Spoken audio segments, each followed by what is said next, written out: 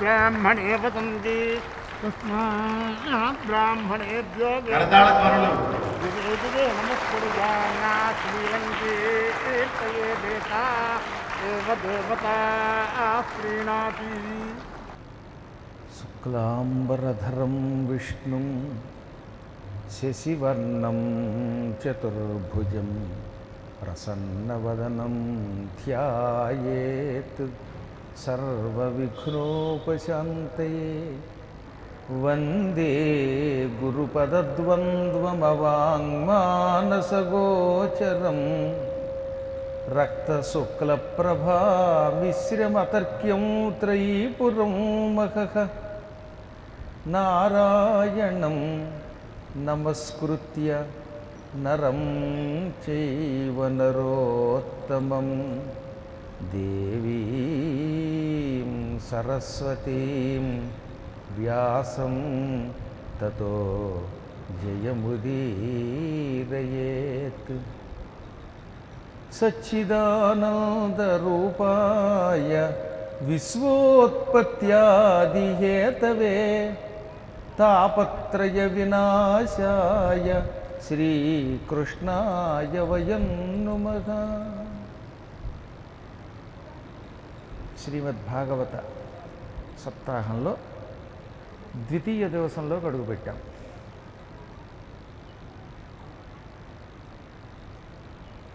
పరమభక్తితో దీక్షా కంకణధారణ చేసిన వాళ్ళంతా వాళ్ళ సంకల్పపూర్వకంగా గోమతి నదస్నానము చేశాడు. దాంతోపాటు లక్ష్మీనారాయణ క్రతువు కూడా చేశాడు. ఈ గోమతికి ఒక ప్రత్యేకత ఉన్నది. నైమిషారణ్యం ఏర్పడిన తర్వాత అంటే బ్రహ్మ మనోమయ చక్రం ఇక్కడ శిథిలమై పడిపోయిన తర్వాత ఋషులు ఇక్కడ యజ్ఞం, తపస్సు, పురాణ కథలు వినడం ఈ కార్యక్రమాలు మొదలుపెట్టారు. ఇవి మొదలుపెట్టేటప్పుడు ఇక్కడ నది లేదు, కేవలం చక్రతీర్థం మాత్రమే ఉంది. అందుకని మళ్ళీ వాళ్ళందరూ తీర్థము క్షేత్రము రెండూ కలిసి ఉన్న చోట జపం చేసుకుంటే జపశక్తి పెరుగుతుంది, తపస్సు తొందరగా సిద్ధిస్తుంది, తపక్రియల వల్ల ఫలితం త్వరగా లభిస్తుంది. కాబట్టి మా కోసం ఒక ప్రవాహ జలాన్ని కూడా ఏర్పాటు చెయ్యి అని బ్రహ్మని కోరారు.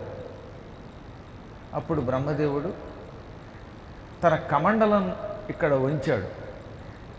అది ఇక్కడికి దగ్గరలోనే పశ్చిమ కనుమలు ఇంచుమించుగా ఒక 40 కిలోమీటర్ల దూరం 50 కిలోమీటర్ల దూరంలోనూ పశ్చిమ ప్రాంతంలో ఓ పర్వత శ్రేణి ఉన్నది. అక్కడ కమండల జలం పడి దారిలో ఎన్నో నీటి ప్రవాహాలను తనతో కలుపుకొని గోమతి అనే పేరుతో ప్రవహిస్తున్నది. తూర్పు నుండి పడమరకి ప్రవహించి పశ్చిమ దిక్కులో ఉన్నటువంటి సముద్రంలో అంటే ద్వారక దగ్గర, ఇవాళ మనందరం అరేబియా సముద్రాన్ని పిలుస్తున్నామే, ఆ సముద్రంలో కలిసిపోతుంది. ఇలా తూర్పు నుండి పడమరకి ప్రవహించి పశ్చిమ సముద్రంలో కలిసే వాటిని నదములు అంటారు. అలా కాకుండా పడమర పుట్టి తూర్పుకి ప్రవహించి తూర్పు వైపున్న బంగాళాఖాతంలో సముద్రంలో కలిసిపోతే దాన్ని నది అంటారు. నదికి నదానికి తేడాది. కాబట్టి గంగా, గోదావరి, కృష్ణ మొదలైనవన్నీ పూర్వ ప్రవాహాలు తూర్పు దిక్కుకి ప్రవహిస్తాయి. అక్కడ పూర్వ సముద్రంలో కలిసిపోతాయి. ఈ గోమతి, నర్మదా ఇవి మాత్రం తూర్పు నుంచి పడమరకి ప్రవహించి పశ్చిమ సముద్రంలో కలుస్తాయి. అందుకే ఇవి నదములు. మనుచరిత్రలో పుణ్య నదీ నదంబులం చూచితి అంటాడే, ఇవే నదాలంటే వీటిని కూడా చూడాలి. నదీ స్నానం కంటే నద స్నానం ఇంకా ఎక్కువ ఫలితం ఇస్తుంది. అందుకే నర్మదా దర్శన మాత్రం చేతనే పవిత్రం చేసే నది అన్నారు. గోమతి దర్శన మాత్రం చేతనే పవిత్రం చేసే నదం.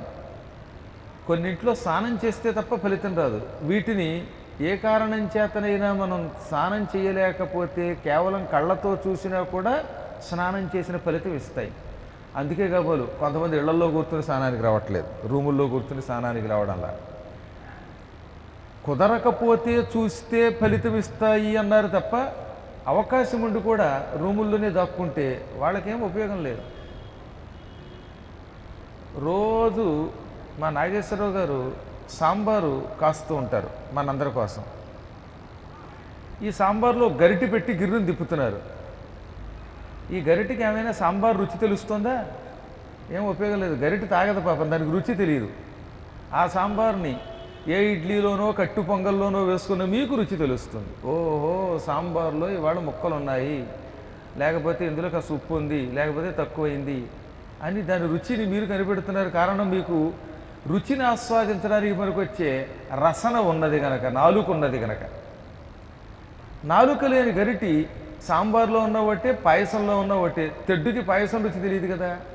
అలాగే పరమ పవిత్రమైన నైమిషారణ్యం వంటి క్షేత్రములకు వచ్చినప్పుడు ఉదయం పూట ఇలాంటి నదములలో స్నానం చేయకపోతే, యజ్ఞములను కనీసం చూడకపోతే, ఇక్కడికి వచ్చి పురాణం వినకపోతే, సామూహిక భజనలో పాల్గొకపోతే వాడు నైమిషారణ్యం వచ్చిన ఒకటే, మూసీ నదిలో స్నానం చేసిన ఒకటి.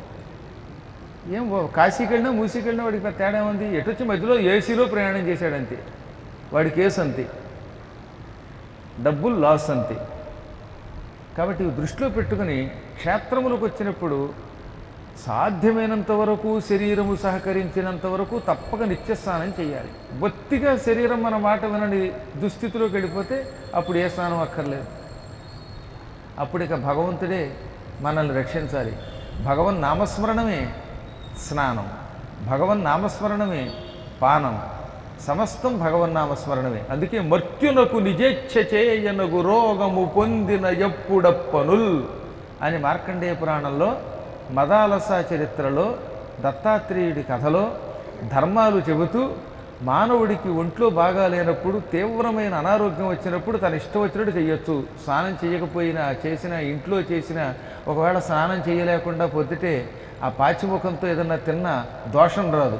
ఒక్క అనారోగ్యం వచ్చినప్పుడు మాత్రం. అంత తీవ్రమైన అనారోగ్యం వచ్చినటువంటి వాళ్ళకి మినహాయింపు ఇచ్చారు తప్ప తక్కిన వాళ్ళకి మాత్రం నో ఎక్సెప్షన్స్, మినహాయింపులు లేవు. వాళ్ళు ధర్మబద్ధంగా ఆచరించవలసిందే. పాపం ఒక్కొక్కళ్ళకి పూర్వజన్మ కర్మ వల్ల, వయస్సు ప్రభావం వల్ల, ఏదో కారణం వల్ల మెట్లు ఎక్కలేరు, మోకాళ్ళు నొప్పులు వస్తాయనుకోండి. అటువంటి వాళ్ళు రోజు నదికి రాలేకపోతే దోషం కాదు. భర్త గారి ఓపిక ఉంటే స్నానం చేసి ఓ చెంబుడు నీళ్లు భార్య నెత్తి మీద అందరూ చూస్తున్నప్పుడు కాకుండా బాత్రూంలో పోసేస్తే భార్యామడికి స్నానం చేసిన ఫలితం వస్తుంది, పుణ్యం వస్తుంది. మళ్ళీ కావాలి అందరూ ఎదురుగుండా పోసే, ఇక్కడ పోసేయమన్నాం కదా అని చెంబులో ఉన్న నీళ్లు తీసి పోసేయి అని గురువుగారు చెప్పారు, ఓసి అని పిలిచి పోసేయకండి. అటువంటివి ఎక్కడో చోట స్నాన సమయంలో పోయాలి. అవకాశం ఉంటే మాత్రం ముందే చెప్పినట్టుగా ఈ గోమతిని నిత్యం సద్వినియోగం చేసుకోండి. అప్పుడు మనకి ఎక్కువ లాభం. అటువంటి క్షేత్రంలో, ఈ నైమిషారణ్యంలో కించిత్ కాలం కూర్చుంటేనే యజ్ఞం చేసిన ఫలితం వస్తుందంటే 7 రోజులు సప్తాహ దీక్షతో కూర్చున్నటువంటి వాడు ఎంత అదృష్టవంతుడు అవుతాడండి. మరి 7 కూర్చోగలుగుతున్నాం మనం. అదే సప్తాహ దీక్ష లేకపోతే 7 రోజులు ఉండం. సప్తాహ దీక్ష ఎందుకు పెట్టారు అంటే, ఏ వ్యక్తి అయినా సప్తాహాల్లోనే ముక్తి పొందాలి, సప్తాహాల్లోనే పుట్టాలి, సప్తాహాల్లోనే ఏదైనా చెయ్యాలి. మీరు చూడండి, ఆదివారం మొదలుకొని భానువారం మొదలుకొని శనివారం వరకు 7 వారాలు. ఎవడు పుట్టినా ఈ 7 రోజుల్లో పుట్టవలసిందే, ఎవడు చచ్చినా ఈ 7 రోజుల్లో పోవలసిందే, ఎవడు ఏ పని చేసినా ఈ 7 రోజులు తప్ప 8వ లేదు. భానువారం, సోమవారం, మంగళవారం, బుధవారం, గురువారం, శుక్రవారం, శనివారం తప్ప రాహువారం, కేతువారాలు లేవు కదా. లేదా దేవరకొండ రామసుబ్రహ్మణ్య శర్మ గారి వారం లేదు కదా, పద్మాకర వారం లేదు కదా, పార్థసారథి వారం లేదు కదా, సత్యనారాయణ వారం లేదు కదా. ఈ 7 వారాలే, 7 రోజులే. వీటిల్లోనే ఎవరైనా ఏవైనా చేయవలసిందే. అందుకే సప్తాహ దీక్షతోటి భాగవతం వినండి అన్నారు. ఈ సప్తాహ దీక్షా కాలంలో శ్రద్ధతో ఇలాంటి ప్రవచనపు మందిరాలలో, ప్రాంగణాలలో కూర్చుంటే ప్రతి క్షణము ఒక మహాయజ్ఞం చేసినట్టే. ప్రతి క్షణము మనకి భగవంతుడు ఒక దివ్యశక్తి ఇస్తూనే ఉంటాడు. కృతాదౌ బహవో ధర్మాః కలౌ ధర్మస్తు కేవలం పురాణశ్రవణాదన్యో విద్యతే నాపరో నృణాం. కృతయుగంలో మానవులు తరించడానికి చాలా ధర్మాలు ఉండేవి. ఒకటి కాదు, రెండు కాదు. పూర్వకాలంలో కృతయుగంలో ఓ మనిషి తరించాలంటే యజ్ఞాలు చెయ్యాలి, దానాలు చెయ్యాలి, ధర్మములు చెయ్యాలి, ఇంకేవేవో నానా కష్టాలు పడాల్సి వచ్చేది. ఇంత కష్టపడినా ఇన్ని కార్యక్రమములు చేసినా ముక్తి వస్తుందో లేదో తెలిసేది కాదు. కానీ కలియుగంలో అంత కష్టపడక్కర్లేదట. కలియుగములు అనేక యజ్ఞములు, తీర్థములు, దానములు ఇవన్నీ చెయ్యలేకపోయినప్పటికీ పురాణశ్రవణాత్, పురాణము వినడము కంటే నృణాం, నరులకు అపరహ ధర్మ న విద్యతే, మరో ధర్మం లేదు పొమ్మన్నారు. కేవలం శ్రద్ధాశక్తితో ఇలా పురాణం విన్నంత మాత్రం చేతనే సమస్త యజ్ఞములు, దానములు చేసిన ఫలితము, తీర్థయాత్రలు చేసిన ఫలితం వస్తుంది. అందుకని పురాణములు శ్రద్ధగా క్షేత్రాల్లోకి వచ్చి వినాలి. సర్వ వేదేషు యత్పుణ్యం సర్వతీర్థేషు యత్ఫలం సకృత్ పురాణ శ్రవణాత్ తత్ఫలం లభతే నరః. సమస్త వేదములు నిరంతరం చదవడం వల్ల వచ్చే ఫలితం, సమస్త యజ్ఞములు చేయడం వల్ల వచ్చే ఫలితం ఒక్కసారి పురాణ శ్రవణాత్, పురాణము వినడం వల్ల నరుడు ఆ ఫలితం పొందుతాడు. సకృత్తు అంటే రెండు అర్థములు, ఒక్కసారి అని అర్థం, వెంటనే అని కూడా అర్థం. వెంటనే పొందుతాడు, ఒకసారి వింటే ఫలితం పొందుతాడు. అందుకని కలియుగంలో పురాణములు వినాలి. ప్రాణాపాయ స్థితిలో ఉన్నవాడికి, నరకానికి పోవలసిన వాడికి ముక్తినిచ్చే అపారమైన శక్తి కలిగిన అపూర్వ గ్రంథం భాగవతం. ఆ గ్రంథం పరీక్షిత్తు ద్వారా లోకానికి అందింది. పరీక్షిత్తు ధర్మ సంస్థాపన చేశాడని చెప్పుకున్నాం కదా. కలిపురుషుణ్ణి అదుపులో పెట్టాడు, వాడికి 5 స్థానములు ఇచ్చాడు, వాడి కోరిక మీద 5వ స్థానం కూడా ఇచ్చాడు. ద్యోతం, పానం, వేశ్యలు, హింస, బంగారం ఈ 5 ఉన్న చోట ఉండమన్నాడు. వాడు అక్కడి నుంచి విజృంభించాడు.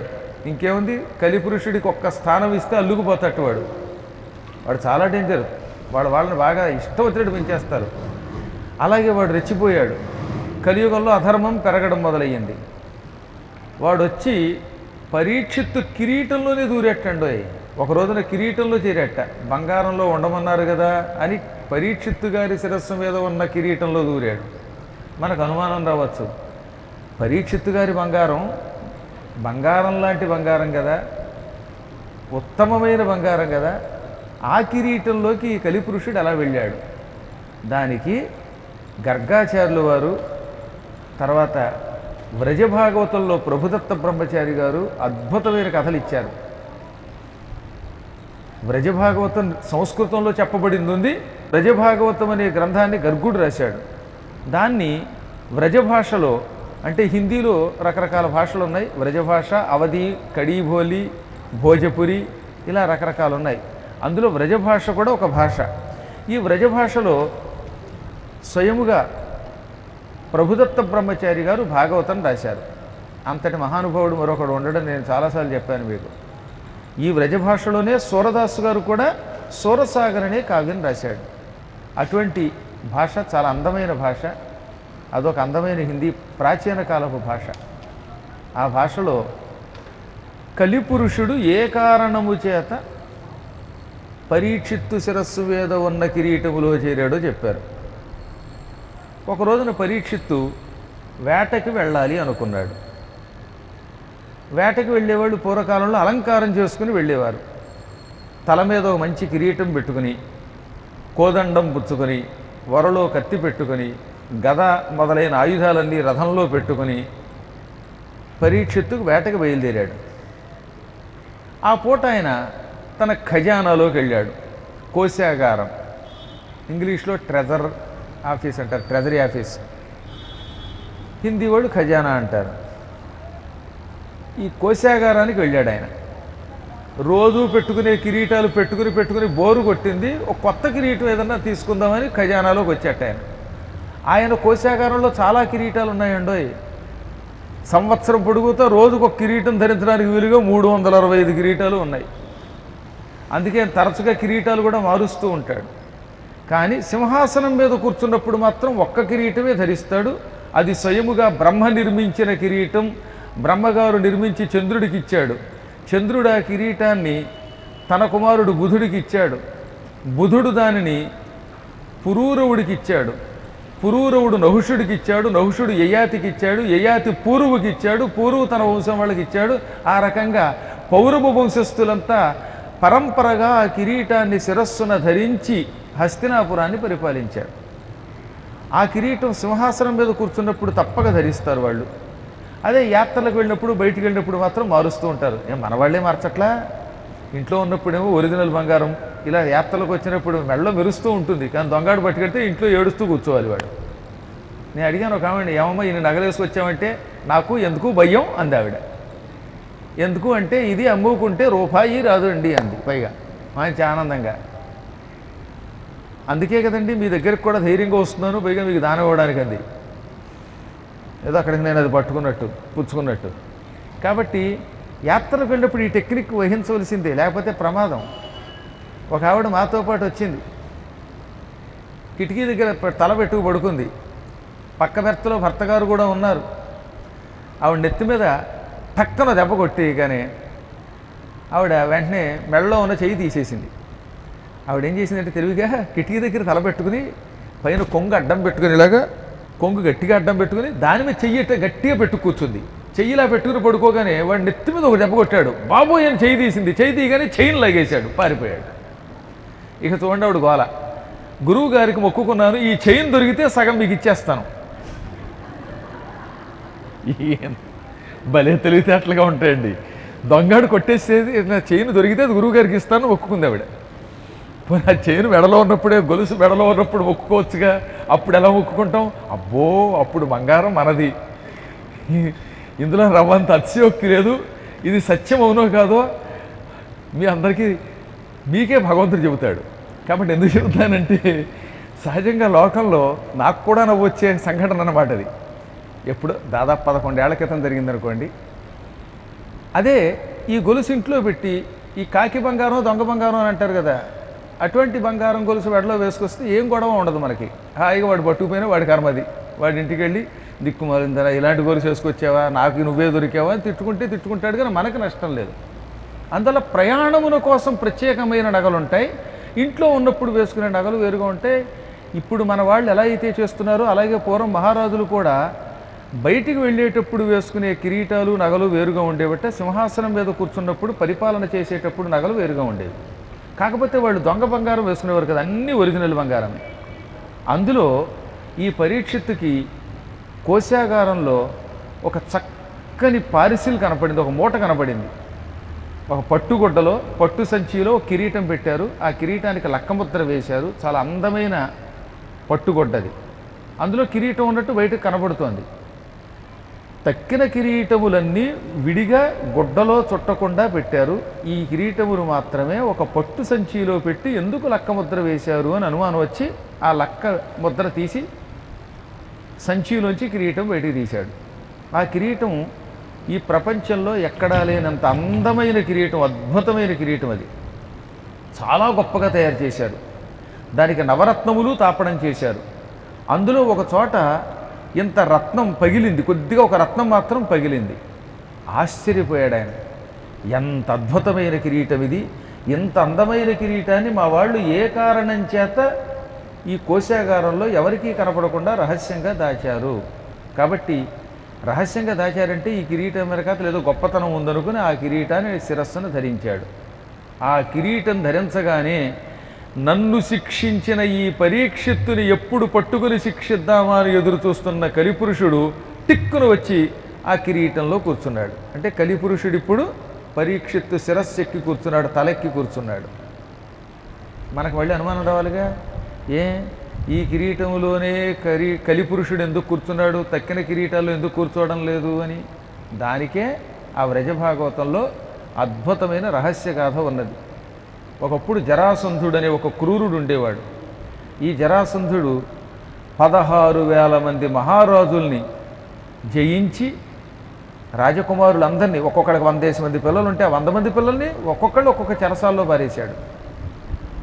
ఒకళ్ళిద్దరు కాదు, 16,000 మంది రాజకుమారులను రాజులను మొత్తం మీద అందరినీ క్షత్రియ వంశస్థులందరినీ చెరసాల్లో పెట్టాడు. వాళ్ళందరి శిరస్సుల మీద ఉన్న కిరీటాలు తీసుకుని వాటిల్లో నుంచి కొంచెం కొంచెం బంగారం ముక్కలు కత్తిరించి ఆ బంగారం అంతా కరిగించి వాటికి నవరత్నాలు తాపడం చేసి దానితో ఈ కిరీటాన్ని తయారు చేశాడు.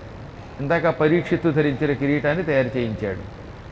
కిరీటాన్ని తయారు చేయించడం వల్ల నష్టమే లేదు. మహారాజుల కిరీటాలు వాళ్ళని జయించిన వాళ్ళు అపహరించడం పూర్వకాలంలో నియమమే. కానీ వాడు ఆ కిరీటాన్ని తయారు చేయించాక ఏం చేశాక, భైరవుడి ఆలయానికి తీసుకెళ్ళి మహారాజుల అందరి శరీరాల్లోంచి కొంచెం కొంచెం రక్తం తీసి ఆ రక్తంతో అభిషేకించాడు. మీకు వీలుంటే సభాపర్వం చదవండి. రాజుల తలలు నరికి భైరవ పూజ చేశాడని ఉంటుంది అందులో. నన్నయ్య గారు కూడా చాలా అందంగా మనోహరంగా అనువాదం చేశారు దాన్ని, ఆ ఘట్టాన్ని. వాడంత క్రూరుడు. ఎవరినైనా చెరసాల్లో పెడితే మాత్రం రోజు హింసించడం ఏమిటి? వాడు 16,000 మంది రాజుల్లో 500 మంది రాజుల్ని చంపేశాడు కృష్ణుడు రక్షించే సమయానికి.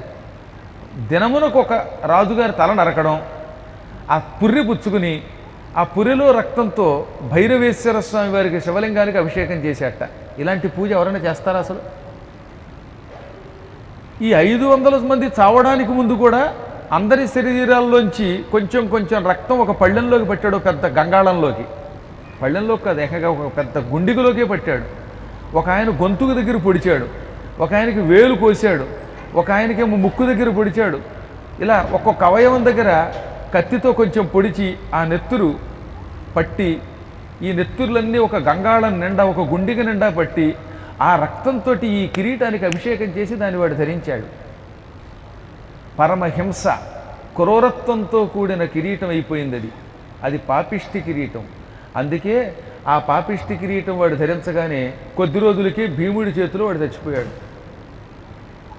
16,000 మందిలో 500 మంది పోగా 15,500 మంది భీముడి ధర్మమానని కృష్ణుడి కటాక్షం వల్ల బ్రతికారు. మిగతా వాళ్ళు 500 మంది పోయారు పాపం. ఈ జరాసంధుడిని చంపాక భీముడు జరాసంధుడి కిరీటం తీసుకుని, చాలా గొప్ప కిరీటం ఇది, అమూల్య నవరత్నములతో తాపడము చేయబడిన కిరీటం ఇది, ఈ కిరీటం నేను తల మీద పెట్టుకుంటానని తీసి శిరస్సును పెట్టుకోబోతూ ఉంటే వెంటనే కృష్ణుడి చేతి మీద దెబ్బ కొట్టి ఆ కిరీటం కింద పారేశాడు. అప్పుడే ఒక రత్నం పగిలిందిట కొంచెం. ఇదేమిటి పరమాత్మ, ముచ్చటపడి కిరీటం శిరస్సున ధరిద్దామనుకుంటే దీన్ని నేలపాలు చేశావు అని భీముడు కొంచెం కోపంతో అడిగితే అప్పుడు ఆయన నవ్వి, ఈ కిరీటం నీ శిరస్సున పెట్టుకుంటే సంవత్సరం తిరగకుండా నువ్వు చచ్చిపోతావు, నేను కూడా కాపాడలేనన్నట అని జరిగిందంతా చెప్పి, ఇది క్రూరమైన కిరీటం, రక్తదాహంతో తయారైన కిరీటం, ఈ అపవిత్ర కిరీటాన్ని శిరస్సున ధరించిన వాడు దుర్మరణం పాలవుతాడు. కాబట్టి ఈ కిరీటం మనకొద్దు, సముద్రంలో కలిపి అన్నట్ట. సముద్రంలో ఎందుకులే కలపడం, తల మీద పెట్టుకోకుండా సీలు వేసి నా విజయానికి చిహ్నంగా కోశాగారంలో దాస్తానన్నాడు పాపం భీముడు. మాయిదారి బంగారం పారేయలేక, అది విజయ చిహ్నం గనక దాన్ని పట్టుకొచ్చి ఓ మంచి పట్టు సంచిలో పెట్టి దానికి మూతి కట్టి మూతి మీద లక్క ముద్ర వేసి సీలు వేసి ఖజానాలో దాచాడు. కర్మయోగం వల్ల ఆ పూట ఆ కిరీటాన్ని పరీక్షిత్తు ధరించాడు. చూసారా కాలం ఎంత గొప్పదో. కాలోహి దురతిక్రమ, కాలమును ఎవరం దాటలేము. మనకు ఒక కష్టం వచ్చే యోగం ఉన్నా సుఖం వచ్చే యోగం ఉన్నా ఆ సమయానికి అక్కడికి వెడతామండి. హాయిగా ఇంట్లో కూర్చున్నాడు ఒక ఆయన. సాయంకాలం వేళ కృష్ణాష్టమి పండుగ జరుగుతోంది. ఉట్టి కొట్టే కార్యక్రమానికి వచ్చాడు ఆయన. వచ్చినవాడు అలా మెల్లిగా నడుచుకుంటూ వచ్చి ఆ ఉట్టి మీద చెయ్యి అయిపోతూ ఉంటే ఎందుకు కాలు జరిగిందో తెలియదు, కారణం తెలియదు. పోనీ ఆయన ఏం పరిగెత్తలేదు, మెల్లిగా నడిచాడు ఆయన. తాబేలు ఎంత మెల్లగా నడుస్తుందో అంత మెల్లగా వస్తూ ఉట్టి కొట్టబోతుంటే కాలు జారి కింద పడ్డారు. కాలు వాచింది. ఓ 2-3 వేలు మందులకు ఖర్చు అయింది. మళ్ళీ ఆ 2-3 వేలు గురువు గారు కాంపెన్సేషన్గా వేరే చోట దక్షిణ ఇప్పించవలసి వచ్చింది. కాబట్టి చూశారు, విచిత్రం ఇలాగే ఉంటాయి భగవల్లీలను. ఒక్కొక్కళ్ళు ఉంటారు ఇంట్లో కూర్చుందాం అనుకుంటారు, చివరి మూమెంట్లో బలాత్కారంగా వాళ్ళని ఎవరో ఒకళ్ళు లాక్కొచ్చి నైమిశారణ్యం తీసుకొస్తారట. ఒక ఆయన అలాగే తీసుకొచ్చారట ఇక్కడికి. అసలు నేను రానని ఇంట్లో కూర్చున్నాడు ఆయన. కూర్చున్నాయని ఈ పక్క ఆయన లాక్కొచ్చాడు. ఇప్పుడు వచ్చాక ఆయన ఆనందపడిపోయి, ఒరే నువ్వు ఎంత ఉపకారం చేసావరా, ఈ గురువుగారు ముఖం చూస్తానన్న జీవితంలో అనుకోలేదు, ఇప్పుడు ముఖం చూసి ఆనందపడిపోతున్నారు. ఈ ముఖం చూస్తే ఇక అన్నం తినాలనిపించట్లేదు అన్నాడు. మళ్ళీ పావు గంటకు ఆనందం అన్నాడు, అది వేరే విషయం. కానీ గురువుగారు ముఖం చూస్తే అన్నం తినాలని కూడా అనిపించట్లేదట. అంత ఆనందం కలిగింది ఆయనకి. చూచారా, ప్రయాణం లేదనుకున్న వాడికి ప్రయాణం వచ్చింది, ఉంటుందనుకున్నవాడు చివరి మూమెంట్లో క్యాన్సిల్ చేసుకుని ఇంట్లో కూర్చున్నాడు. ఇవి యోగములు అంటారు. ఎట యవ్వానికి ఎన్ని రేలు సుఖము కానీ దుఃఖములు కానీ, ఎక్కడ ఎవడికి ఎన్ని రోజులు సుఖాలున్నాయో ఎన్ని రోజులు దుఃఖాలున్నాయో అక్కడికి వాడు సమయానికి వెడతాడు, వెళ్ళి ఆ సుఖ దుఃఖాలు అనుభవిస్తాడు. దీన్ని ఎవ్వరం తప్పించుకోలేం. ఈ ప్రారబ్ధ కర్మని కూడా రవ్వంత తగ్గించే శక్తి ఒక్క భాగవతమునకు మాత్రమే ఉన్నది కనుకే భాగవతం వినాలి మనం. భాగవతం దుఃఖాన్ని అమృతత్వానికి తీసుకెడుతుంది. కలిపురుషుడు ఈ పరీక్షిత్తు శిరస్సు మీద కూర్చున్నాడు కిరీటం ధరించడం వల్ల. పాపం పరీక్షిత్తు వేటకు వెళ్ళాడు. ఆ పూట అద్భుతంగా వేట సాగింది. వేటగాళ్ళు కూడా ఆశ్చర్యపోయారటండి ఆయన వేటను చూచి. ఇంతలా ఎవరూ వేటాడలేరు, పరీక్షిత్తు అద్భుతమైన వేట నైపుణ్యాన్ని ప్రదర్శించాడు అనుకున్నారు వాళ్ళు. మృగధర మండలమునగల మృగమొక్కడు దక్క అన్య మృగముల గొట్టెన్. చంద్రమండలంలో జంకోటి కనపడుతుంది మనకి. రాత్రిపూట చంద్రుడికేసి చూడండి, అందులో ఒక మచ్చ కనపడుతుంది. ఆ మచ్చ కొంతమందికి కుందేలులా కనపడుతుంది, కొంతమందికి జింకలా కనపడుతుంది. అందుకే చంద్రుణ్ణి మృగాంకుడు శశాంకుడు అని కూడా పిలుస్తారు. అంటే జింక అందులో కనపడుతుంది, జింక చిహ్నం కలిగిన వాడు. కుందేలు అందులో కనపడేవాడు. నిజానికి అందులో కుందేలు జింక, అందుకని ఆ ఒక్క జింక తప్ప ఇక భూలోకంలో ఉన్న అన్ని జింకల్ని జంతువుల్ని వేటాడాడు ఆయన. వేట కూడా వ్యసనాల్లో ఒక గొప్ప వ్యసనం. వేటాడిన వాడు ఎవడూ బాగుపడలేదు. పాండురాజు గారు వేట వల్ల దెబ్బతిన్నాడు, దశరథుడు వేట వల్ల దెబ్బతిన్నాడు. ఇప్పుడు పరీక్షిత్తు కూడా కేవలం వేట వల్లే దెబ్బతిన్నాడు. అలా వేటాడుతూ వేటాడుతూ కొంతసేపటికి ఒక తోటకి వెళ్ళాడు. అప్పటికి ఆయనకి దాహం వేసింది, మంచినీళ్ళు కావాలనిపించింది. ఇప్పటికి మళ్ళీ మనతో పాటు మంచినీళ్ళు పట్టుకెళ్ళే రోజులు కావవి. ఎక్కడికి వెళ్ళినా నీళ్లు దొరికేవి, ఎవరో ఒకరు నీళ్ళు ఇచ్చేవారు. అందుకే ఆయన పాపం మంచినీళ్ళ కోసం అటు ఇటు చూశాడు.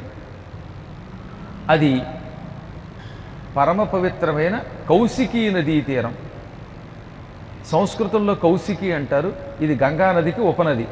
ఇప్పుడు హిందీలో కోసి అంటారు దాన్ని. ఈ నది గంగలో కలిసిపోతుంది.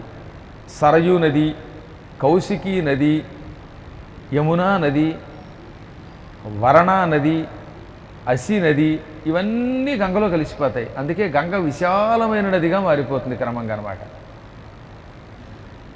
ఈ కౌశికీ నదీ తీరంలో అద్భుతమైన అరణ్యం ఉంది.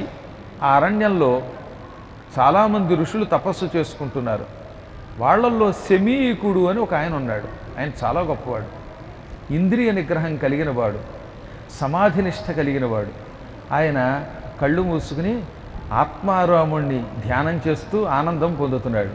ఆయన సమాధిలోకి వెడితే ఇంకా ఎవరొచ్చి కుదిపినా కదిలేవాడు కాదట. అంతటి నిష్ఠాగరిష్ఠుడు ఆయన.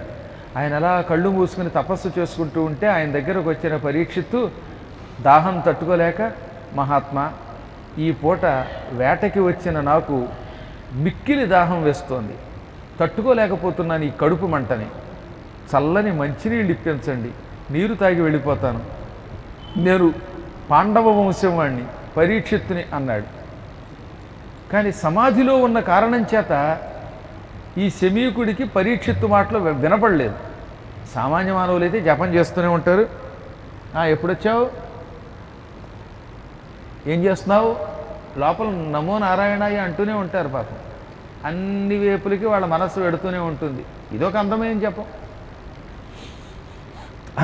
ఇక్కడెక్కడో బూరెలు వేస్తున్నట్టున్నారే అంటాడు. అసలు జపం చేసేవాడికి బూరెలు వాసన ఎక్కడి నుంచి వచ్చింది అంటే వాడి జపం బూరి మీద ఉంది, గారి మీద ఉంది, అందరి మీద ఉంది, దేవుడి మీద తప్ప. కానీ ఈయన అలాంటి వాడు కాదు. ప్రపంచం మరిచిపోయాడు, నిష్ఠలో ఉన్నాడు, సమాధిలో ఉన్నాడు. అందుకే ఆయనకి ఎక్కడ ఎవరి మాట వినపడటం లేదు. మళ్ళీ అడిగాడు పరీక్షిత్తు మంచినీళ్ళు ఇమ్మని. ఆయన వినపడలేదు కనుక ఆయనకి వినపడక, వినిపించుకోక, పలకలేదు, కళ్ళు వెప్పలేదు. చాలా కోపం వచ్చింది పరీక్షిత్తుకి. కారణం ఏమిటి? ఒకటి కలిపురుష ప్రభావం, రెండోది విపరీతంగా దాహం వేస్తోంది. అందువల్లే ఔచిత్యం కోల్పోయాడు పాప ఆయన కూడా. అంతటి ధర్మాత్ముడు లేడని చెప్పుకున్నాం కదా. పరీక్షిత్ అంటే పరమ భాగవతోత్తముడు, కృష్ణభక్తుడు. కాలప్రభావం వల్ల ఆయనకు కూడా కోపం వచ్చింది. కన్నులు మూసి బ్రాహ్మణుడు గర్వముతోడు తన్నున్నవాడు చేసన్నలనైన రమ్మనడు చల్లని నీటిని తెచ్చియీడు. ఈ బ్రాహ్మడికి ఎంత గర్వం! కళ్ళు మూసుకుని తపస్సు చేస్తున్నట్టుగా నటిస్తున్నాడు. ఓరి దుర్మార్గుడా, ఎవరైనా అతిథి వస్తే ప్రేమగా ఇలా చేత్తో రమ్మని పిలవాలి. నోటితో పిలవలేకపోతే చేత్తో అయినా ఇలా పిలవాలి. సన్నలతో అయినా పిలవడు. చల్లని మంచినీళ్ళు దాహం తీసుకోమని ఇవ్వడు. కనీసం కూర్చోమండు. వీడు ఋష్య, అతిథులని ఆదరించని వాడు, ఎంత గొప్ప తపస్యాలి అయినా వాడు మూర్ఖుడి కింద లెక్క నా దృష్టిలో. వీడికి తగిన శిక్ష వెయ్యాలి అనుకుని ఏమి శిక్ష వేద్దామా అని చూశాట. సహజంగా బ్రాహ్మణ భక్తి కలిగిన వాడు కాబట్టి కొట్టడం తిట్టడం లాంటి పిచ్చి పనులు చేయలేడు ఆయన. ఏదో రకంగా అవమానించాలనుకుని చూస్తే ఆ పక్కనే పాము ఒకటి చచ్చిపడుంది. ఈ పాముని వీడి మెడలో దండ కింద వేస్తాననుకుని తన ధనుస్సు యొక్క కొనతో, వింటి కొనతో ఆ చచ్చిన పాముని పైకెత్తి ఆయన మెడలో నేను కండువా వేసుకున్నట్టుగా, ఇందాక మన వాళ్ళు పూలదండ వేసినట్టుగా వేసి వెళ్ళిపోయాట. పూలదండో శాలువాయో వేస్తారు అందరూ మెడలో. ఈయన కండువా బదులుగా ఈ చచ్చిన పాము శరీరాన్ని వేసి అక్కడి నుంచి పక్కకి వెళ్ళిపోయాడు. ఆ పక్కనే ఉంది కౌశికీ నది. అప్పటిదాకా కనపడలేదు, అప్పుడు కనపడింది నది. అందులోకి వెళ్ళి కాళ్ళు చేతులు కడుక్కొని శుభ్రంగా మంచినీళ్ళు తాగి దాహం తీర్చుకుని వెళ్ళిపోయాడు. కొందరికి అనుమానం వచ్చింది. ధర్మ సందేహాల్లో నన్ను కూడా కొందరు అడిగారు. శమీకుడి ఆశ్రమానికి దగ్గరలోనే కౌశికీ నది ఉందంటున్నారు. మెడలో పాము వేసిన వెంటనే కౌశికీ నదిలోకి వెళ్ళి కాళ్ళు చేతులు కడుక్కుని మంచినీళ్ళు తాగినవాడు ఈ మంచినీళ్ళు ఏదో ముందే తాగొచ్చు కదా, ఈ నది ముందే చూడొచ్చు కదా, ఎందుకు చూడలేదు అని. అదే కర్మయోగం అంటే. అసలు రహస్యం ఏమిటంటే ఇక్కడ దేవతలు కావాలని పరీక్షిత్తుకి కాసేపు నది కనబడకుండా చేశారు. కారణం, పరీక్షిత్తు శాపగ్రస్తుడైతేనే భాగవతం అనే ఒక అమృత రసం మనకి అందుతుంది. భాగవతం అందాలంటే పరీక్షిత్తు ముందు దెబ్బతినాలి. ఈ శాపం కూడా ఆయనకు ఒక గొప్ప వరం అవుతోంది.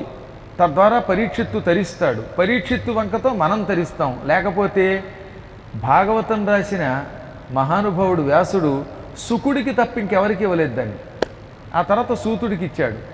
శుకుడి ద్వారా ఒక్కసారి బయటకు వస్తే కానీ ఈ భాగవతం బయటికి రాదట. అప్పటిదాకా అది రహస్యంగా ఉన్నది. అందుకని భాగవతం బయటికి రావాలి కనుక పరీక్షిత్తుకి కళ్ళు కనపడకుండా చేశారు, నది కనపడకుండా చేశారు. ఇది దేవతల యొక్క ఒకనొక దివ్య చిత్ర చరిత్ర అన్నారు. వాళ్ళ చర్య అది. ఇప్పుడు ఆయన మంచినీళ్ళు తాగి వెళ్ళిపోయాడు. మెడలో పాము పడిపోయినా కళ్ళు వెప్పలేదట శమీకుడు.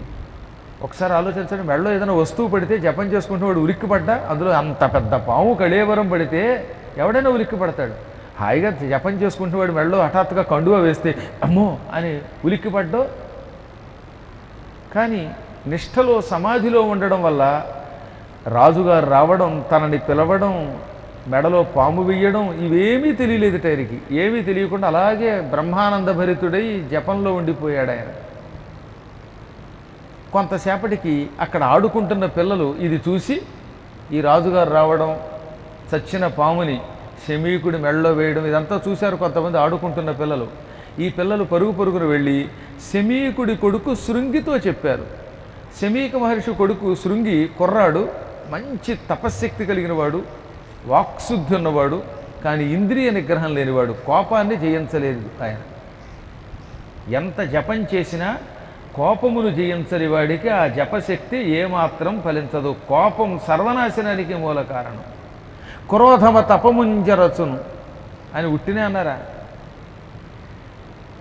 ఆ శమీకుడి కొడుకు శృంగికి కోపం ఎక్కువ. ఆయనకి చెప్పగానే ఒళ్ళు మండిపోయి పళ్ళు పటపట కొరికి వెంటనే కౌశికీ నదిలోకి అడుగుపెట్టి కాళ్ళు చేతులు కడుక్కుని ఆచమనం చేసి వెంటనే చేతిలోకి నీళ్లు తీసుకుని ఇలా శపించాడు. ఏమని? ఏ దుర్మార్గుడు మా నాన్నగారి మెడలో చచ్చిపోయిన పాముని వేశాడో వాటికి నేటికి 7వ దినమున వాడు నేటికి 7వ దినమున సూర్యుడు అస్తమించగానే హరిహరాదులడ్డమైనా సరే తక్షకుడనే పాము చేత కాటు తిని మరణించుగాక అని శపించాడు. పైగా హరిహరాదులడ్డమైనా సరే అంత మాట వాడాడండి. నేటికి 7వ దినము సూర్యుడు అస్తమించగానే వాడు అస్తమించాలి, అది కూడా తక్షకుడనే పాము కాటు తిని మరణించాలి అని శపించి పరుగు పరుగున తండ్రి దగ్గరకు వచ్చి, తండ్రి మెడలో ఉన్న పామును చూసి భయపడి ఆడవడం మొదలెట్టాడు. ఇంత తపశ్శక్తి కలిగి శాపం పెట్టగలిగిన వాడికి మళ్ళీ పాము అంటే భయంట. ఆ మెడలో ఉన్న పాము తీయలేదు. తీయక అయ్య బాబోయ్, మా నాన్నగారి మెడలో పాము ఉంది, ఈ పాము బ్రతికిందో చచ్చిందో, ఒకవేళ ఇది బ్రతికితే మా నాన్నగారిని కాటు వేస్తుందేమో, కాటు వేస్తే మా తండ్రి గారు మరణిస్తారేమో, మా తండ్రిని కాపాడండి, ఎవరైనా రండి, ఈ మెడలో ఉన్న పాము తీయండి అని ఏడ్చాట. కొన్ని కొన్ని చిత్రాలు అనిపిస్తాయి కదా మనకి. వాడు తలుచుకుంటే ఎవరైనా చంపగలిగే శాపం పెట్టగలడు. అటువంటి వాడు పాముని తీయలేకపోతున్నాడు. మా దగ్గర ఒక ఆయన ఉన్నాడు, మహాతపస్యాలి, బొద్దింక చూస్తే హడిలు పారిపోతాడు. ఇంత తక్కువ నిష్ఠాగరిష్ఠుడు కూడా, ఇది గంగలో దూకి ఈత కొట్టగలడు, కానీ బొద్దింకంటే భయం. ఏం చెబుతాం, ఒక్కొక్కడికి ఒక్కొక్క భయం. ఇంకొక ఆయన ఉన్నాడు, దానిమ్మకాయ చూస్తే చాలు హడిలు పారిపోతాడు. అంటే ఇంత గొప్పవాడికి ఆ దానిమ్మకాయ అంటే భయం. ఇంకొక ఆయనకి నిమ్మకాయ అంటే భయం, ఒక ఆయనకి దెబ్బకాయ అంటే భయం. హడిలి పారిపోతారన్నమాట. ఏమిటో కారణాలు తెలియవు. ఇవన్నీ విచిత్రాలు. కాబట్టి ఈ తపస్సుకి వస్తు భయానికి ఏ సంబంధం లేదు. ఇంతలో ఈ ఏడుపులకి శమీకుడి మెలకు తెచ్చుకున్నాడు. కళ్ళు విప్పాడు. మెడలో ఉన్న పాము తీసి పక్కకు పారేసి, ఒరే ఈ పాము ఎలా వచ్చిందిరా అని అడిగాడు. అంటే అప్పటికి కూడా ఆయనకేం తెలియటం లేదన్నమాట.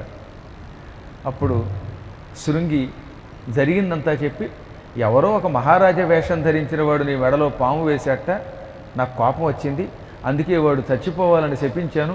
వాడు నేటికి 7వ దినమున సూర్యాస్తమయం కాగానే మరణిస్తాడు అనగానే కళ్ళు మూసుకుని తన దివ్య దృష్టితో వచ్చిన వాడెవరో కనిపెట్టాడు శమీకుడు.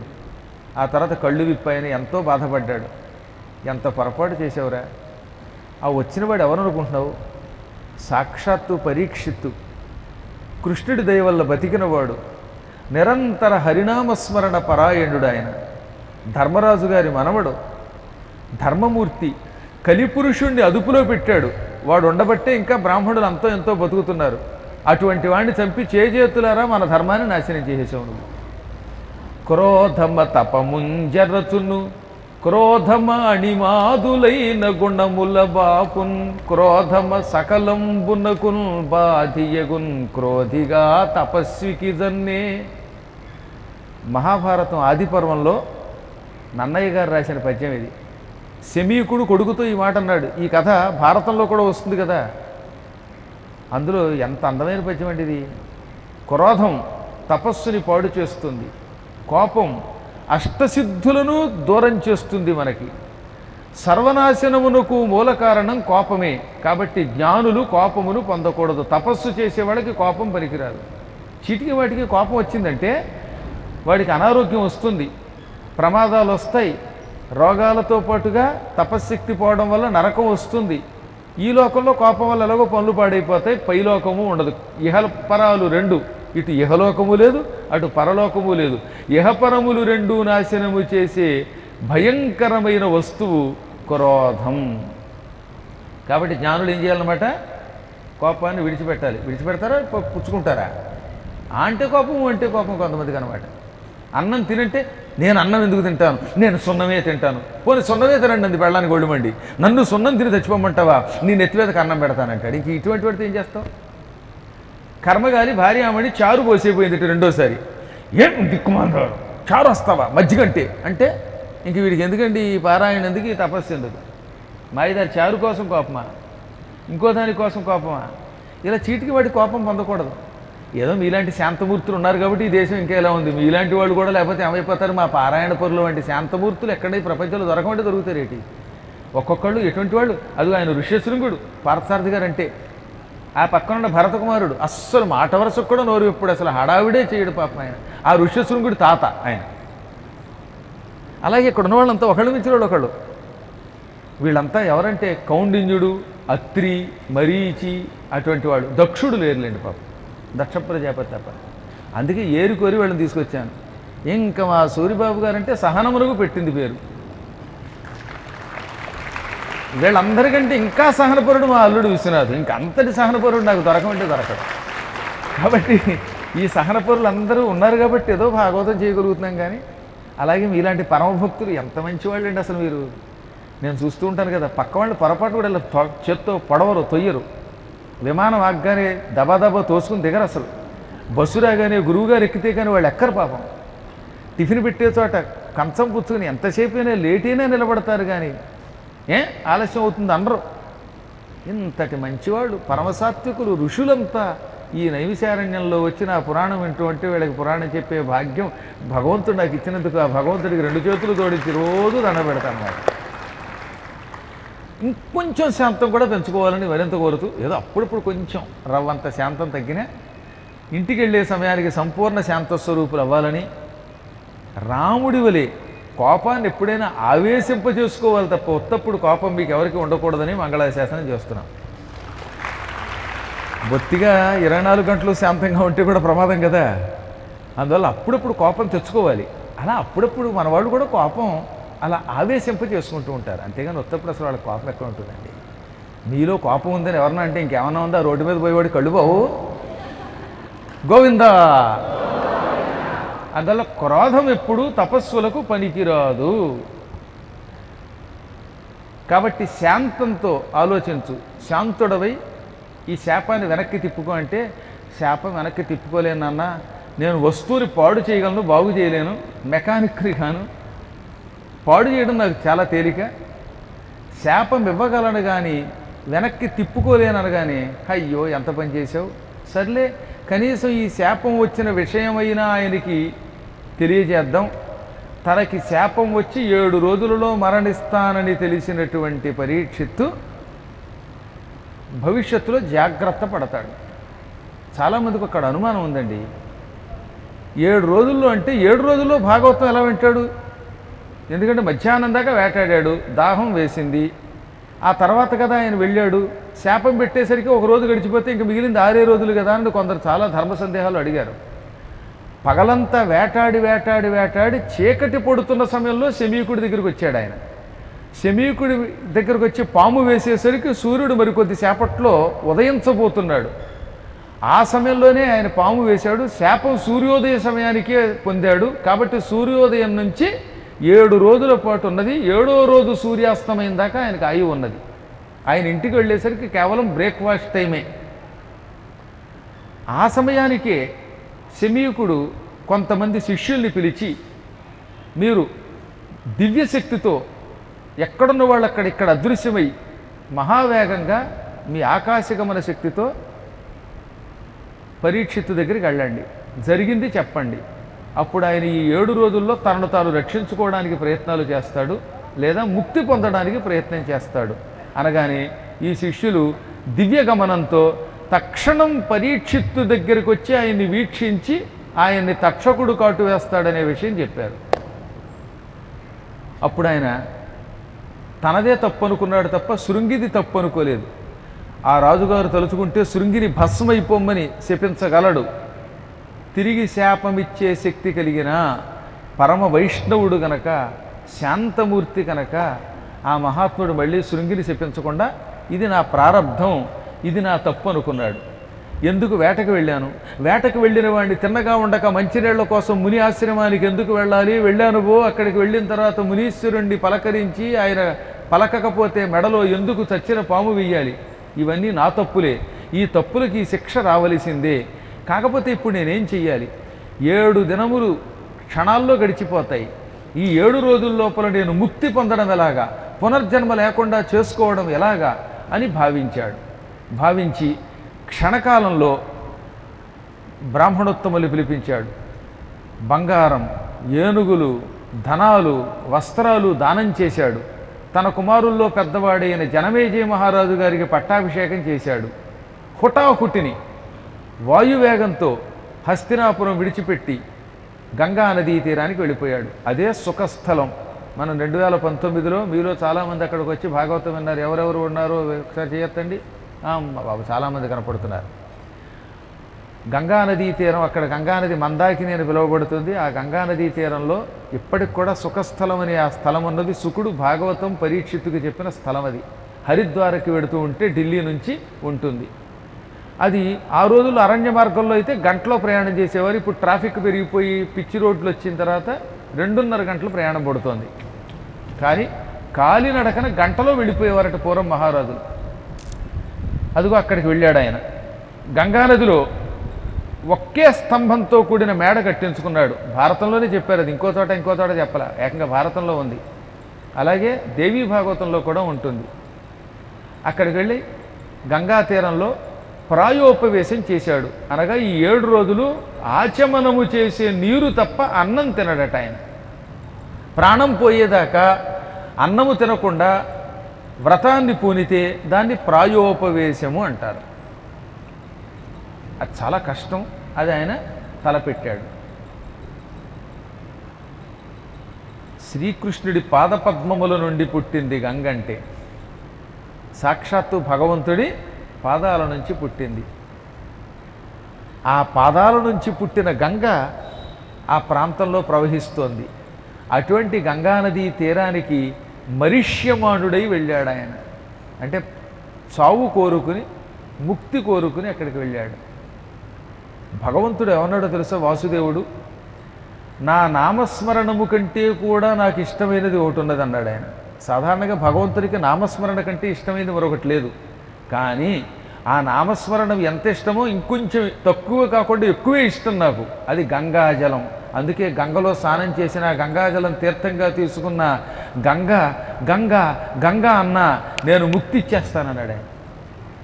గంగా గంగేతి యో బ్రూయాత్తు యోజనానాం శతైరపి ముచ్యతే సర్వపాపేభ్యో విష్ణులోకం సగచ్చతి. కాశీఖండంలో స్కాంద పురాణంలోని శ్లోకం ఇది. గంగా గంగా గంగా అనుకోండి, కొన్ని వందల యోజనాల దూరంలో ఉన్నప్పటికీ కూడా రోజు గంగా అనుకుంటే మీ పాపాలు పోతాయి, విష్ణులోకానికి పెడతారట. అంత శక్తి గంగకు ఉన్నది. అందరూ గంగా నదీ తీరంలో ఉండలేరు కదా. మూసీ నదీ తీరంలో కొందరు, లేకపోతే ఇంకో అమెజాన్ రివర్ తీరంలో కొందరు, మిసిసిపి తీరంలో కొందరు, ఇలా రకరకాల ప్రాంతాల్లో ఉన్నవాళ్ళు గంగానదిలో స్నానం చేయాలని కోరుకుని గంగానదీ స్నానం వల్ల వచ్చే ఫలితం కావాలనుకుంటే రోజు పొద్దుటే లేచి గంగా గంగా గంగా గంగా అనుకుని ఆ తర్వాత బాత్రూములో స్నానం చేయండి. మీరు బాత్రూములో నీళ్లతో స్నానం చేసినా గంగాజలంతో స్నానం చేసిన ఫలితం పొందుతారు గంగా గంగా గంగా అనుకోవడం వల్ల. తక్షణం మీ పాపాలన్నీ మిమ్మల్ని విడిచిపెట్టి వెళ్ళిపోతాయి. సర్వపాపముల నుండి విముక్తి పొందుతారు. శరీరం విడిచాక విష్ణులోకానికి పెడతారు. అంత గొప్పది గంగ. దానికి ఆ శక్తి భగవంతుడిచ్చాడు. కారణం ఆయన పాదముల నుండి పుట్టింది కనుక. ఇప్పుడు అక్కడ కూర్చుని ఆయన, నాకున్నది ఇప్పటికే ఒకరోజు సగం మధ్యాహ్నం దాకా గడిచిపోయింది. ఎందుకంటే భక్తులు రావడం కొంచెం లేట్ అయ్యి, రైలు లేట్ అయితే ఉదయం పూట 10ంటికే కలశస్థాపన చేద్దామంటే 11 అవ్వచ్చు. ఏం చేస్తాం, కాలప్రభావం వల్ల ఒక దినములో సగం గడిచిపోతున్నది. కాలం అంతకంతకీ ముంచుకొస్తున్నది. ఈ మిగిలిన కాస్త కాలంలో నేను ముక్తి పొందడం ఎలాగా, సప్తాహములలో ముక్తి పొందడం ఎలాగా అనుకుంటూ ఉండగా అక్కడికి ఎక్కడెక్కడి నుంచో ఋషులు వచ్చారు. కౌండిన్యాత్రి మరీచి దక్ష కపిల అగస్త్యాదాక్షపాదాంగిరశాండిల్యక్రతు కణ్వకొత్స భృగు విశ్వామిత్ర మైత్రేయ మార్కండేయాసురి వామదేవ కపి దుర్వాసో బక వ్యాఘ్రపాన్ మాండవ్యాది మహామునుల్తనిరి ప్రేమల్ మీర తత్సేవకం.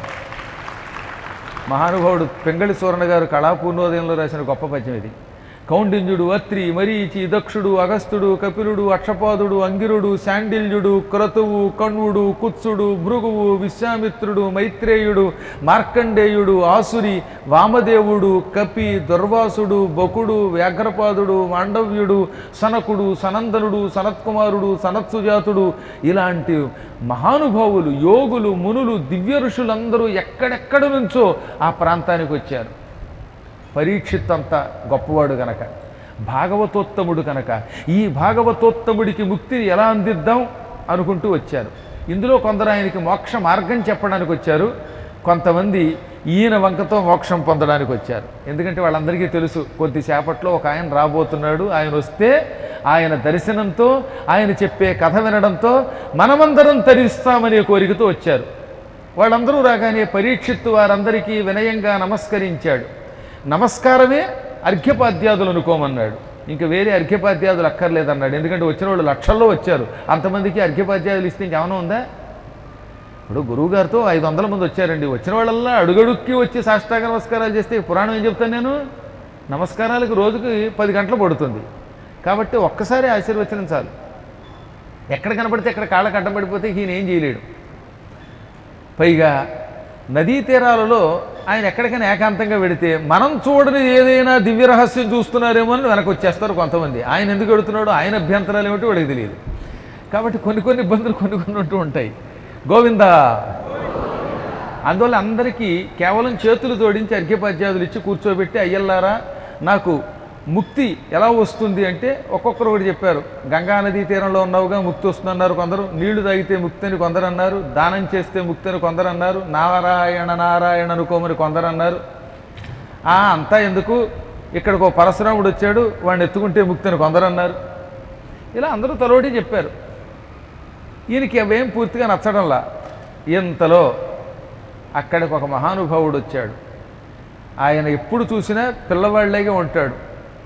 16 ఏళ్ల కంటే తక్కువ వయస్సుతో ఉంటాడట. ఓన షోడశాబ్ద వరుషుడు ఆయన. ఓన షోడశాబ్దం, ఓన అంటే తక్కువగా 16 ఏళ్ళు ఉంటాయట ఆయనకి. అంటే ఎప్పుడు చూసినా ఇంచుమించుగా 15 ఏళ్ల కుర్రవాడిలా ఉంటాడు. సాధారణంగా దిగంబరంగా ఉంటాడు. పురాణం చెప్పేటప్పుడు ఆయన కాళ్ళే ఆయనకి వస్త్రము లేదా చిన్న గోచీపాత పెట్టుకుంటాడు. అంతటి మహాత్ముడు ఆయన. పచ్చని వర్ణంలో ఉంటాడు. చిలుక ముక్కుతో ఉంటాడు ఆయన. వేదవ్యాస మహర్షి పుత్రుడు. ఆయనే సుఖయోగేంద్రుడు. ఆయనను చూస్తే ముక్తికాంత కూడా వరిస్తుంది. ఎవరిని వరించనిది ముక్తికాంత. మోక్షం ఎవరికైనా అంత తేలిక వస్తుందా? మోక్షం అంత తేలిక కాదు. అటువంటి మోక్షకాంత కూడా ఆయన వరిస్తుందిట. ఇక తక్కిన స్త్రీలు ఆయన చూస్తే బుట్టలో పడిపోకుండా ఉంటారా అన్నారు. అంతటి సుందరుడు ఆయన. పరమ వైరాగ్య సంపన్నుడు, నిర్వికారుడు. అపూర్వమైన భాగవత ధార నోట్లోంచి ప్రవహిస్తూ ఉంటుంది ఆయన నోట్లోంచి. విష్ణువు పాదాల నుండి గంగ పుట్టినట్టుగా ఆయన నోట్లోంచి భాగవతం అనే గంగాధార నిరంతరం బయటికి వస్తూనే ఉంటుంది. అనవసర ప్రసంగం చెయ్యనివాడు, ఎవ్వరికీ దర్శనమివ్వనివాడు, ఏ వస్తు వ్యామోహము లేనివాడు, అవధూత. అటువంటి శుకుడు అక్కడికి రాగానే అక్కడ వాళ్ళ నాన్నగారు కూర్చుని ఉన్నారు, వ్యాసుల వారు. ఆయన కూడా లేచి నిలబడ్డారట. మొత్తం ఋషులంతా లేచి నిలబడ్డారు. వశిష్ఠుడి లాంటి వాడు లేచి నిలబడ్డారంటే ఈ శుకుడు ఎంత గొప్పవాడో ఆలోచించండి. సాధారణంగా కొడుకు వస్తే తండ్రి ఎందుకు లేస్తాడు? లేవకూడదు కదా. కానీ ఇక్కడ తండ్రి కొడుకు అనే బంధం లేదు. అక్కడ శుకుడు ఒక అవధూత. ఆయన విష్ణు స్వరూపుడు, మహాత్ముడు. అందుకని ఒక భాగవతోత్తముడు, భాగవతం చెప్పే పౌరాణికుడు వస్తే ఎంతటి వాడైనా లేచి నిలబడవలసిందే అని శాస్త్రం చెబుతున్నది. ఇంకా భాగవతం చెప్పేవాడు వస్తే ఎవరైనా లేవలసిందే. లేవకపోతే అది వాడి కర్మ. కాళ్ళు సహకరించి కూడా పౌరాణికుడు వచ్చినప్పుడు లేవకపోతే భవిష్యత్తులో ఈ కాళ్ళు ఉండవు, కుంటుకుంటూ బతకాలి. రాబోయే జన్మల్లో కొన్ని వేల జన్మలు కుంటివాడై పుడతాడు. అందుకే తప్పక లేచి నిలబడాలట. అంతటి స్థానం పౌరాణికునిది. అందుకే అందరూ లేచారు. పరీక్షిత్ ఆయనకి ఆసనం ఇచ్చాడు. ఈయనకి మాత్రం అర్ఘ్యపాద్యాదులు ఇచ్చి పూర్తిగా గౌరవించి ఆయన్ని కూర్చోబెట్టి, ఆయన కూర్చున్నాక ఆయన అనుమతితో తాను కూర్చున్నాడు. ఆయన అనుమతించాక కూర్చున్నాడు. కూర్చుని తదనంతరం, మహాత్మా, ఇక నాకు ఎంతో ఆయువు లేదు, 7 దినముల్లో మరణిస్తాను. మరణించాక ముక్తికి వెళ్ళాలి, శ్రీహరి సన్నిధానానికి వెళ్ళాలి. నన్ను హరి దగ్గరికి పంపించండి. దానికి ఏం చేస్తే బాగుంటుందో మంచి సలహా ఇవ్వండి అనగానే ఆయన ఒక క్షణం కళ్ళు మూసుకుని నారాయణుణ్ణి, వ్యాసుణ్ణి తలుచుకుని ఇలా అన్నాడు. నాయనా, నువ్వు ఎంత అదృష్టవంతుడివిరా. శృంగి నీకు శాపం పెట్టడం వల్ల 7 దినముల వరకు నీకు మృత్యువు లేదు. 7వ దినము సూర్యుడు అస్తమిస్తేనే నువ్వు మరణిస్తావు. ఈలోపు నువ్వు మరణించవు. అంటే నీకు గ్యారంటీ కార్డు ఉంది. ఇక్కడ కూర్చున్న వాళ్ళలో ఎవరికైనా గ్యారంటీ కార్డు ఉందా? ఎంతవరకు బతుకుతారు ఎవరికైనా తెలుసని ఎవరికి తెలియదు. క్షణం తర్వాత ఏమవుతుందో తెలియదు. నేను ఆర్డీ కట్టుకుంటున్నానండి, రిటైర్ అయ్యాక పెన్షన్ పొందడానికి కట్టుకుంటున్నానండి. వీడు మహానికి రిటైర్ అయ్యేదాకా ఉంటాడా? ఉండడో తెలియదు కదా. పెర్మనెంట్ ఉద్యోగం వచ్చిందండి అన్నాడు ఒక ఆయన నా దగ్గరకు వచ్చి. ఉద్యోగంలో జాయిన్ అయ్యాడు. 3వ రోజు యాక్సిడెంట్లో చచ్చిపోయాడు పాపం. ఇంకా పెర్మనెంట్ ఉద్యోగం ఏమిటి వీడు మహానికి? ఈ భూమి మీద మనకి పెర్మనెంట్ ఉద్యోగం లేదు, పెర్మనెంట్ స్కీములు లేవు, ఏమీ లేవు. పెర్మనెంట్ స్కీమ్ ఒకటే, ఒక యమధర్మరాజు గారి స్కీమే. అక్కడ యమధర్మరాజు గారి దగ్గర స్కాములు పనికిరావు. ఆయన స్కీములో మనం చేరవలసిందే. బలాత్కారంగా ఎప్పుడో ఒకప్పుడు పట్టుకుపోతాడు. కాకపోతే ఆయన మనల్ని గౌరవంగా ఉత్తమ లోకాలకి పంపాలంటే ఇలా పురాణ కథ వినాలి. లేదంటే ఆయన మెడకు తాడు వేసి ఈడ్చుకుపోతాడు. ఇప్పుడు నా మాట విని హాయిగా గోమతిలో స్నానం చేస్తే యముడు మీకు దండం పెట్టి బ్రహ్మలోకానికో స్వర్గలోకానికో ఇంకో చోటకో పంపుతాడు, నరకానికి పట్టుకెళ్ళాడు. నా మాట విని నా గోమతికి రారనుకోండి, స్నానం చేయరనుకోండి, యముడు వచ్చి ఎరా పద్మాకర్ గారు ఎన్ని అనౌన్స్మెంట్లు చెప్పారా పురాణాల్లో, కానీ నైమిశారణ్యానికి రాలేకపోయావా, టిక్కెట్ చేసుకుని క్యాన్సిల్ చేసుకుంటావా, రేవ్ నేను మాత్రం నా షెడ్యూల్ క్యాన్సిల్ చేసుకోను రోయ్, నీ మెడలో తాడు వేసి ఈడ్చుకుపోతాను అని బరబరబర ఈడ్చుకుపోవడానికి కెంకరుల్ని పంపుతాడు. కెంకరులు వీడిని ఈడ్చుకుపోతారు, పాపం యమలోకానికి పెడతాడు. ఆ తర్వాత కుంభీపాకమే. మధ్యాహ్నం పూట బజ్జీలు వేసి పెట్టారు కానీ నేను మీకు వేయించి ఆ బజ్జీల కంటే డేంజర్గా వేయిస్తారు. కుంభీపాక నరకంలో బాగా వేయిస్తారు, మాడగొడతారు. కాబట్టి ఆ స్థితి రాకుండా ఉండడం కోసమే భగవంతుడిని ధ్యానించాలి. శాపం వల్ల పరీక్షిత్తు 7 దినములు బ్రతుకుతాడు, ఆ లోపు పోవడం. కానీ తక్కిన వారికి అవకాశం లేదు. 7 దినములంటే ముక్తి పొందడానికి చాలా ఎక్కువ సమయం నాయనా.